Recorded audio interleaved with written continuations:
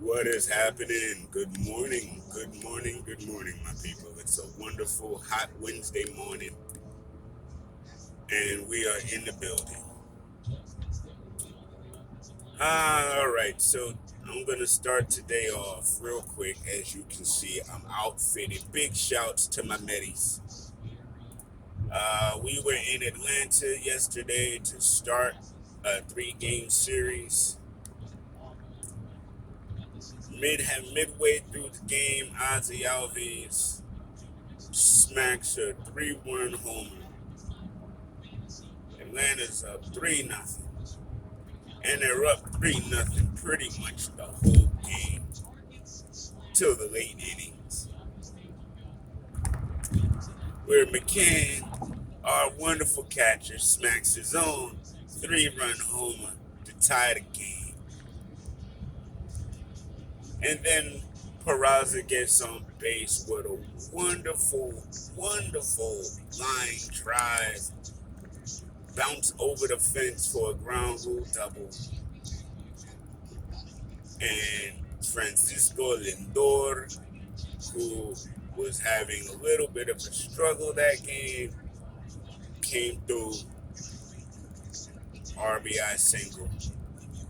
And that ends up being the final score 4-3 Metis. Oh, that made my night so wonderful. It really did. It made me smile. Me and the family, because we love our Mets. Now, while we were watching the Met game, we were also flicking back and forth with the Atlanta game.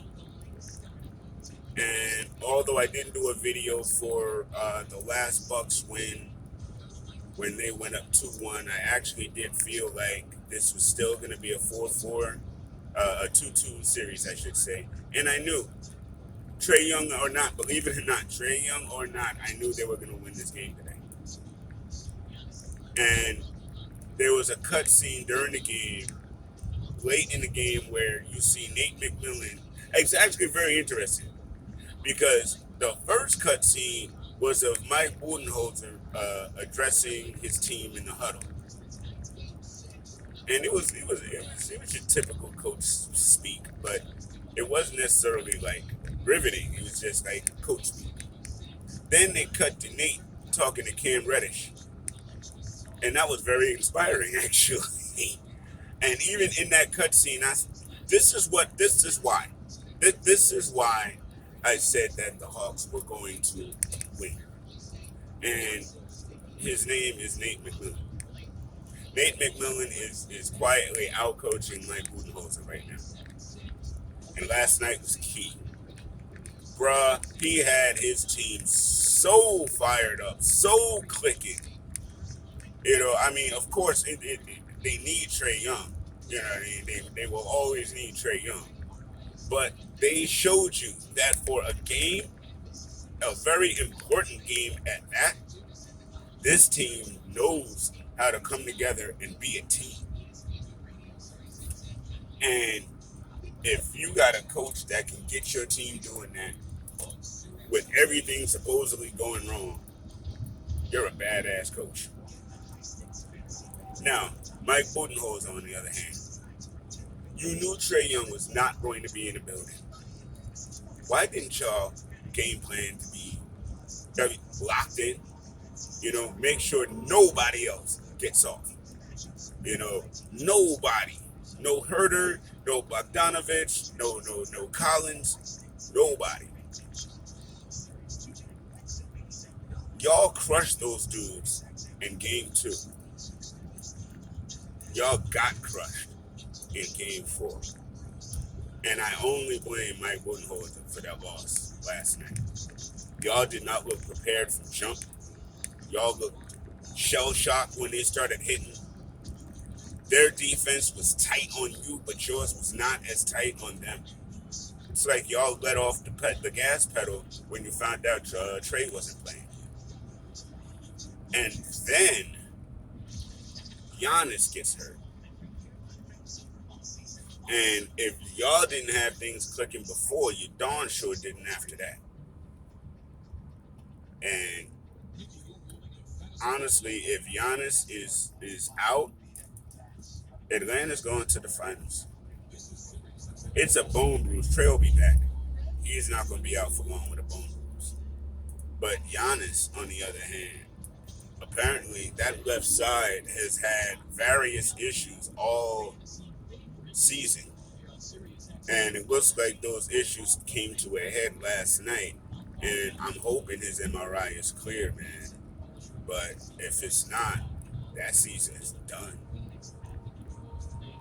Because I just don't see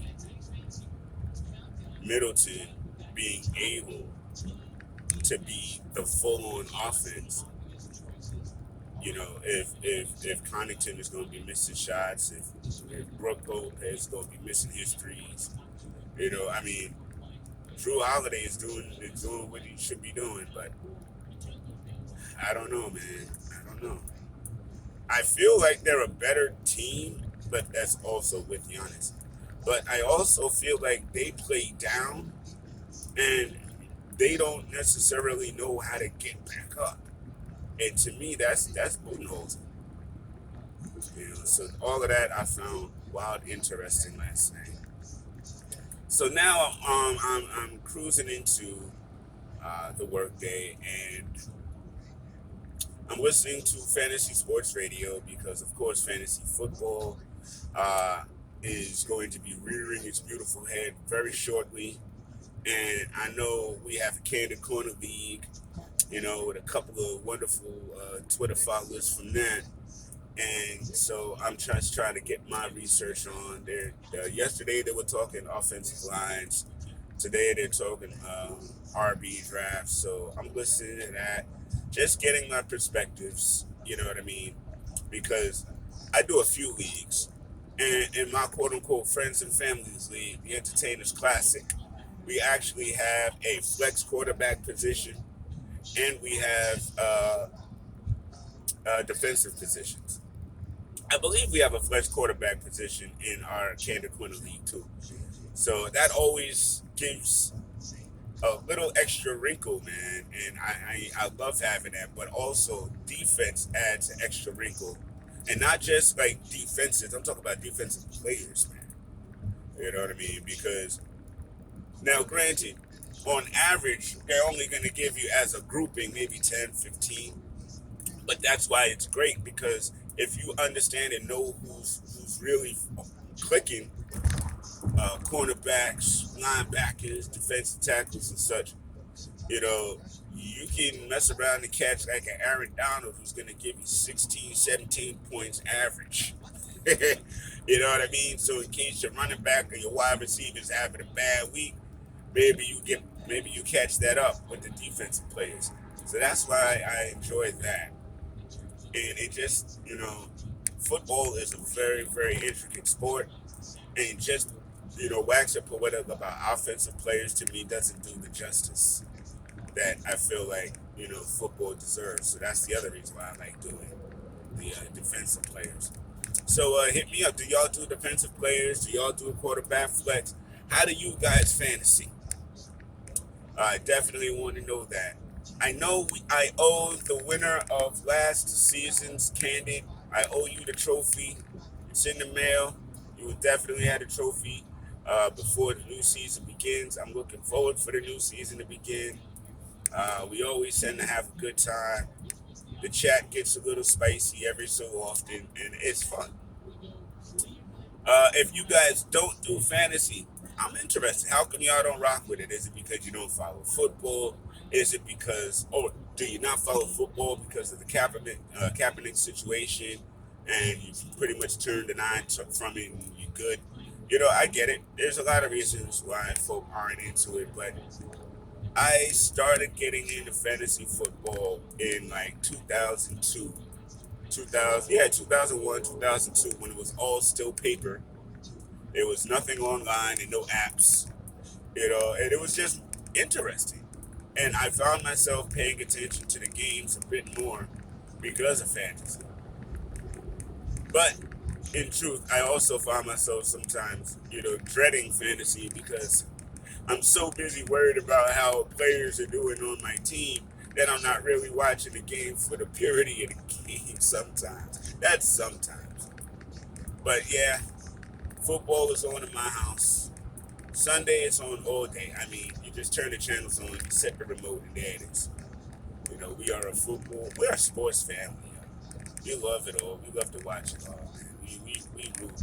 You know what I mean? Uh, and before I end this, I'm gonna leave this like this. As far as my Knicks fans,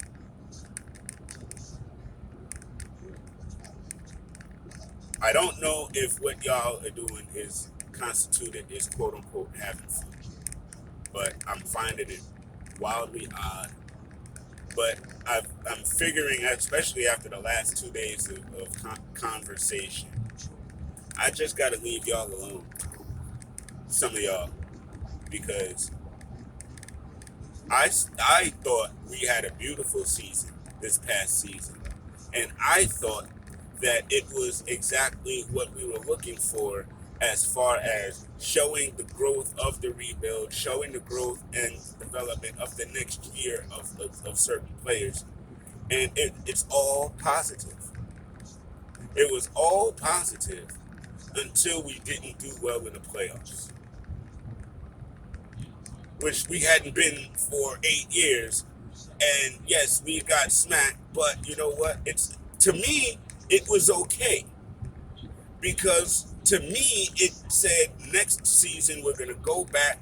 Our guys are gonna hit the gym, and they're gonna hit it even harder because they saw where they were at and they know where they can go.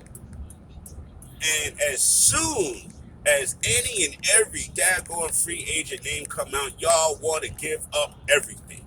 And I'm sorry, yes, the hell y'all do. Y'all want to give up RJ. Forget RJ. Forget how well he played this year, how much he developed from last year, because he still has a few things to tweak. He's expendable because we need Dame.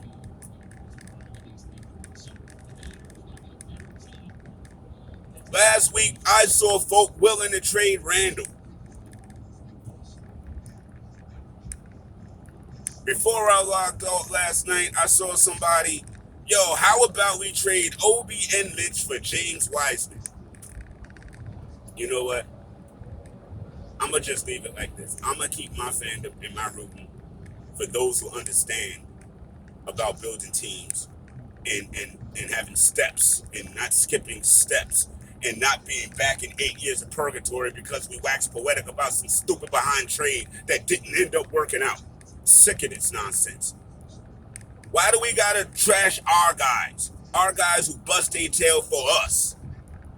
Our guys who are in the gym right now. Sick as that, man. Listen, you know what? Fine. Y'all want your trades? Go ahead. Leave me out of those conversations. You're not even GMs. We're not the front office. We're sitting there arguing with each other about nothing. We don't even know if Dame actually wants to leave. We just saw a Chris Haynes article and we're waxing poetic. I mean, yo, we act like we are the most poverty franchise that need any and everything because all of our assets suck. And what are we having assets for? We're having assets to build ourselves a perennial playoff team that has a chance to win a daggone chip. You're not going to do it in 1 year. I mean, y'all look at Phoenix and y'all forget Phoenix drafted their 2 stars. And they gave them time to develop. You know what, man? You know what? It is what it is because at the end of the day, I'm not the GM. Y'all ain't the GM. None of us are the GM. And it really doesn't make any sense to argue on a social media platform about something none of us control in the first place. So I'm hear you. I hear you. Y'all have your opinions. Y'all devalue our squad again and let our squad continue to prove y'all wrong because I really feel like that's where we are with it. There's some of us that appreciate what happened and we're looking forward to the building this summer and next summer and continuing to make us a household name in culture and on the positive side. While there's still those who just love that big name trade, boy. Can't escape it, can't run from it, gotta have it. I don't know who's right because none of us are GMs, and at this point, I don't even care. I'ma just let Leon and them handle their business, and I'm just gonna support my team and be proud of the steps we take. You know, if we make a big trade like that, then we make a big trade like that, and then my opinions will be I'll share those once that happens. But there's just literally no way I'm gonna work myself up over something that didn't happen, may not happen at all ever. So, you know, save all that. I mean, it's still 3 weeks before the end of July where the draft starts, and then the week after that, free agency opens up. You got a lot of time, and there's so many names out there, and there's so many scenarios that don't necessarily make sense, but everybody wants us to go and do it. And you know, I'm not even going to bring in the Melo trade because yesterday's conversations were special. You know, it does surprise me that there are those out here who actually think that the Melo trade was a good thing. That does surprise me. But you know what? It's 2021. Nothing should surprise me anymore. Just being real.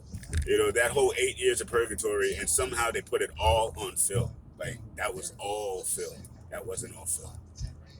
That wasn't all Phil. And the only real light we had was the plantar fasciitis crew, but nobody wanted to speak on that.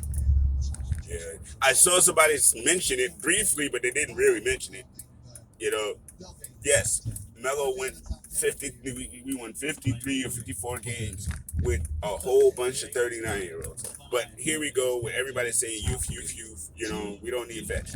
But on the flip side, we never put the youth together for Melo with the vets to make a real run because of all kinds of issues because of the trade. But anyway, y'all right. The trade was great. We got a top 10 scorer in the league to where we went to the playoffs a few times and really barely got out in the first round. But you know, I see what, you know, I mean, honestly, I see what Milwaukee did because guess what? They drafted Giannis and Chris Middleton, and Chris Middleton was a second rounder, similar to Mitch.